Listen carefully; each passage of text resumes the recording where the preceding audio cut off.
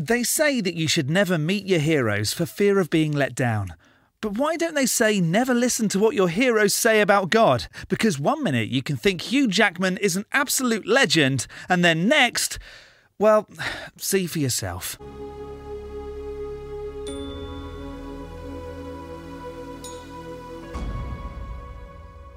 Hello, I'm the Skeptic. I watch videos on YouTube that make extraordinary claims, whether that's flat earth or strange conspiracies, but mostly the claim that a god is real, and then explain why I can't accept their position.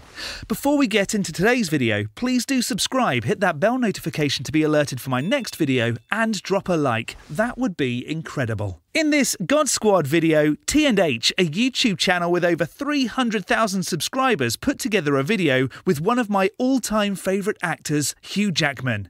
But as an atheist, when one of your favourite actors starts trying to define God, can you still hold them in as high regard as before? Just as theists can't take atheists seriously, should atheists be the same towards theists? Maybe we should see exactly what Hugh has to say, and if his definition of God is valid, I can reassess my position as a fan. Hugh, what is God? Simple question, what is God? Take about a lifetime or lifetimes to work it out. Well, I guess that's true, since the debate on whether or not there is a God has been going on for centuries. I suppose, for me, is my idea of consciousness. God is not a thing, something you can necessarily see. It's interesting how he said, for me. Can we take an individual's own definition as what a god could be? If that was the case, there would be more gods out there than we first thought. It is within everything and outside of everything. I believe that God, the absolute, whatever you want to call it, the self, is unchanging. Therefore, pretty much everything I'm seeing has an element of God, but you couldn't call it God because everything changes. You, me, where we're sitting, this river, this planet has a life cycle, birth, death. But my feeling about God is that it exists beyond that, beyond those laws of nature. My feeling. Again, with personal feelings. If God was outside the laws of nature, how could we demonstrate that? Someone could feel that God was inside the laws of nature. So would that be a different God? It is somehow separate to the laws of time. If God was outside of the construct of time, wouldn't that then mean it knew everything that had happened, is happening, and is yet to happen? If that was the case, and it knew what was going to happen, why would it need to do anything in the first place? Matter, space. And that's about as close as I've come to any realization of what God is. It seems that this is less a realization and more a personal explanation to help get your head around an idea. God is unexplainable. It is a concept that you can't put into words. God is an experience. I was introduced to meditation about 15 years ago, and I meditate twice a day. And if I ever feel close to knowing what God is, it's somewhere in the boundary of that half-hour period. I think the basic idea of the meditation I do is to quieten the mind. Now, I've never practiced meditation, but I am aware of the positive effects it has. Do I believe that meditating can bring you closer to God? Not a chance. But it's always good to clear your mind and focus your breathing, right? Just let all that instrument calm down. And I sometimes have experiences where I feel a little out of body. But does feeling out of body mean that there's a God? Ideas of Hugh Jackman as a father, as an actor, all those roles we play just seem to melt away. And somewhere in there is where I have some glimmer, some glimpse at what God is. And it's a feeling. God is a feeling. Couldn't you just say that the feeling you're having is the actual feeling rather than relabeling it God? And it's blissful. And it can go like that, and every minute you try and grab onto it, it's gone. Is that because there's a chance it was never there? Could that even be a possibility? It's a different experience every time, but I get glimpses of something that energizes me on such a deep level. If it's different every time, how do you know it's caused by the same entity each time? That I'm not sure exactly what I'd do without that form of prayer. It's a way to be in touch with who I really am. Again, what if there was a chance that you feel or discover who you really are because of you?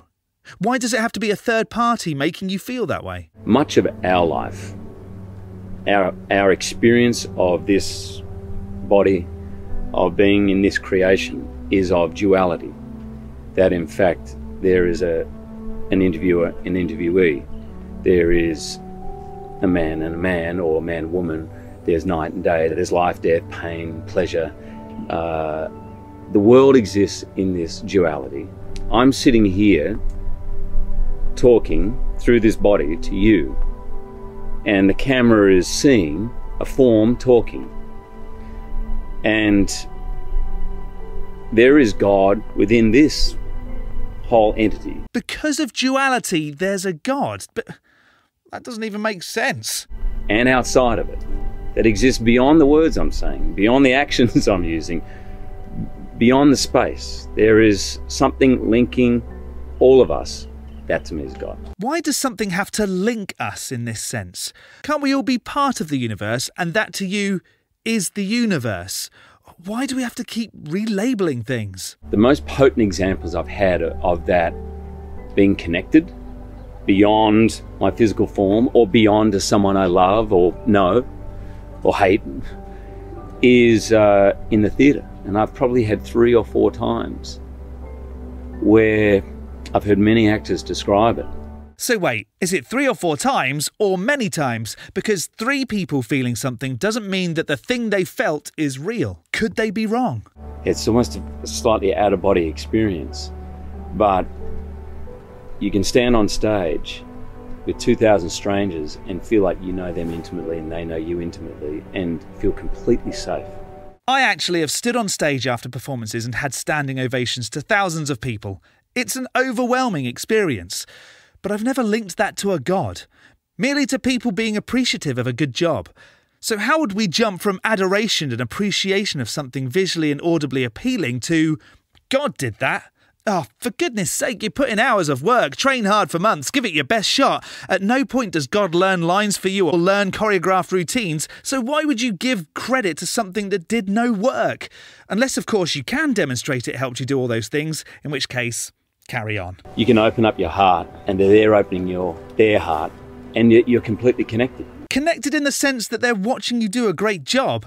Their senses are focused on you. Maybe that's the word that's needed here. Focused rather than connected. In that instant, a feeling of absolute privilege that you can experience it, and so powerful that it raises the hairs on the back of your neck.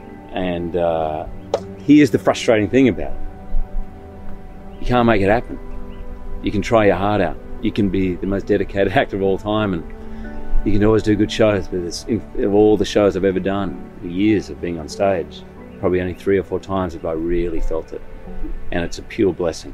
Okay, stripping this back, Hugh gets hairs that stand on end when he feels like he's doing a good job. How would he, and we, demonstrate a God was doing that? You're there in it. It's this complete knowledge of unity, of community. Does community equal God? If you're really listening, it's the space. It's the space between words.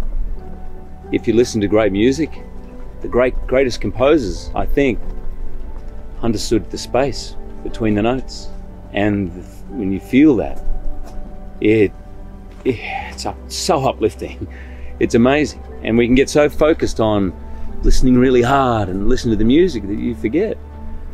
The experience of God is restful. Okay, I'm not even sure what's happening here. It's starting to make no sense, just random words again. That seems to always be the case, right? We get to a point when, instead of trying to come up with coherent arguments for a deity, strange things are said like, experience of God is restful. Experience of God is restful. Experience of God is restful. Experience of God is restful. What does that even mean? I wrestle with this all the time. Is there a way that you can experience God when everything's crap in your life? Here we go. Is there a way? Because this would be good to test if it's real. I try and do this every day. I know you probably think I'm weird, but I will, at the end of a shower, always turn on cold as a little reminder that that's not going to affect who I am. The experience of being warm, pleasurable in a hot shower. It's just an idea that that's better. No, that's because warm showers are nicer. Who enjoys a cold shower? Is it comfortable to have a really cold shower in winter? It's not comfortable. But why can't God exist in that uncomfortability? What? A lot of this experience it's not easy. It's not, I don't care who you are, it's not easy waking up first thing in the morning. You don't always want to get up out of bed. But can you find God in that? Even in the pain or discomfort, there should be some rest. Is anyone else starting to lose track of what's going on? And then, funnily enough, my experience is you can kind of enjoy it. It's weird. You can kind of enjoy the things which most people are not and shy away from. Fear is something that is, I think, the greatest disease of modern times. We're definitely moving away from any God claims and just saying random things now. If you were to break this video into chunks and listen to each section, would you have any idea what was being spoken about? Yeah, me neither. And lately I've been practicing this whole idea of just resting in the idea that I'm scared. You can't change it. You can't say to your mind, don't be scared. But still to be able to find rest in it, and I think that's God. I think that's you giving credit to something else when you're doing all the hard work yourself. So how do we go about testing which one of us is right? What happens when you die? I think death, you said at the beginning of this interview, you said, I'm going to ask you a very simple question. What is God? And I think death is as simple as that. I think it's another moment. It's another moment that we live through. I think the point is that you die, not that you live through it. If we lived through death, no one would die, and this would be a huge, overcrowded mess. And my feeling is our attachment to the sensorial life, which is really our connection to this, it's really our only connection, real, to this creation, is what we perceive through the senses. That goes, that somehow the soul, or the God within you, kind of carries on. I don't know. I don't know either. I don't know what on earth the message behind this video even is. I truly believe there is a way to find the Garden of Eden here, in this life, wherever you are. You don't have to go to the top of a mountain to do it. I'm born in Sydney, and I think you can find it in a suburb of Sydney. I think it's totally your interpretation of life, the way you live it. And I say that only because I feel like I've had a few moments of experiencing it. So why call it Eden? Can't you call it happiness or being content? Sometimes in meditation, I've had a few moments on stage, some moments in relationships. So paradise could be here on earth? Yeah. What about hell? What is your definition of hell? The definition of hell that I was taught when I was younger is absence of God. Now, I don't think you can be absent from God, because God is in everything. But I do think that you can get so far away from the laws of nature, that the experience of life is hell. It must be. I'm not entirely convinced Hugh is a theist. He may carry the label, but it sounds as if he's moving into his own way of making things make sense. I haven't done it or been close to doing it, but people take their life. I think they must be in hell.